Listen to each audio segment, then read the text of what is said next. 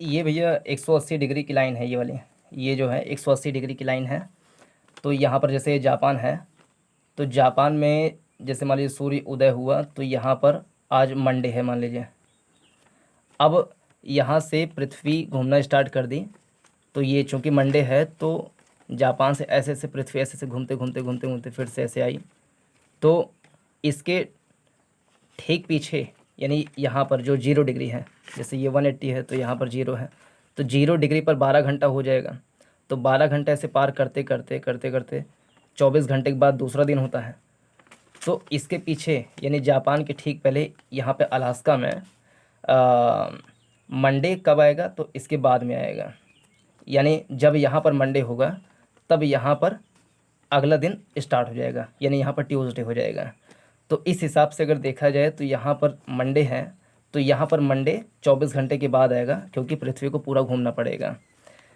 अब यहाँ पर ट्यूसडे जब हुआ तो यहाँ पर मंडे बीत चुका है, यानी यहाँ का दिन एक दिन आगे होता है और यहाँ का दिन एक दिन पीछे होता है।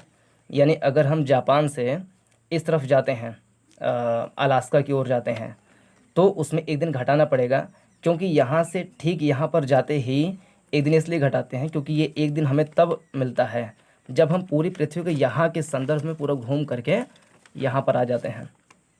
तो अगर हम यहाँ से डायरेक्ट यहाँ पर चले जाएं और यहाँ पर ट्यूसडे है, यहाँ पर भी ट्यूसडे मान लें, तो वो उचित इसलिए नहीं होगा क्योंकि यहाँ के सारे लोगों को धूप तब नसीब होगा जब पूरी पृथ्वी घूम जाए। हालांकि अलास्का को पहले ही धूप मिल जाएगा अगर इस रेफरेंस में देखें कि जापान को पहले मिलेगा कि अलास्का को पहले मिलेगा, लेकिन चूंकि 180 डिग्री को रेफरेंस हम पॉइंट मान लेते हैं, तो इस याम्योत्तर रेखा के संदर्भ में देखा जाए तो जापान में पहले सूर्योदय हो जाएगा और यहाँ पर एक दिन बाद में होगा।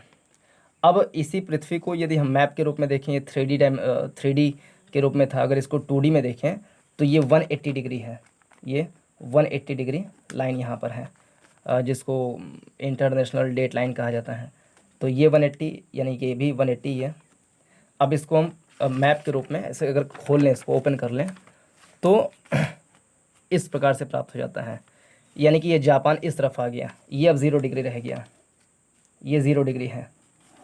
अब 0 डिग्री के इस तरफ यानी कि एशिया की तरफ देखें तो यहाँ पर मंडे हो चुका है, जबकि यहाँ अलास्का में या अमेरिका देखें, पूरा ये अमेरिका अगर देख लें, ये अमेरिका में, तो यहाँ पर एक दिन पीछे हो जाएगा, यानी यहाँ पर +1 है तो यहाँ पर -1 होगा। तो जैसे जैसे इस तरफ सूर्य आता जाएगा तो वैसे वैसे यहाँ का दिन बढ़ता जाएगा और यहाँ पे एक दिन बीतता जाएगा। तो ये है इसका मेन कंसेप्ट। तो इसीलिए जब हम अगर इधर ही से आ रहे हैं, इस तरफ आ रहे हैं, तो जाहिर सी बात हमें पूरा ट्रैवल करना पड़ेगा। ये यहाँ से भारत से मान लीजिए यहाँ भारत है, तो भारत से अगर हम आते हैं 22.5 डिग्री पूर्वी याम्योत्तर से, तो 0 डिग्री पर आते आते 5.5 घंटा वैसे ही हो जाता है। फिर अटलांटिक महासागर को पार करेंगे, फिर अमेरिका में आएंगे, तो लगभग 12 घंटा तो हो ही जाता है। लेकिन अगर सीधा यहीं से ही चले जाएं, जैसे यहाँ जापान से ही उस तरफ अमेरिका चले जाएं, तो तुरंत पहुँच जाएंगे। लेकिन चूँकि 180 को रेफरेंस मानते हैं, इसलिए जब यहाँ पर आते हैं सूर्य की रोशनी जैसे जैसे इस तरफ पड़ती जाती है वैसे वैसे हम दिन को या घंटे को काउंट करते हैं।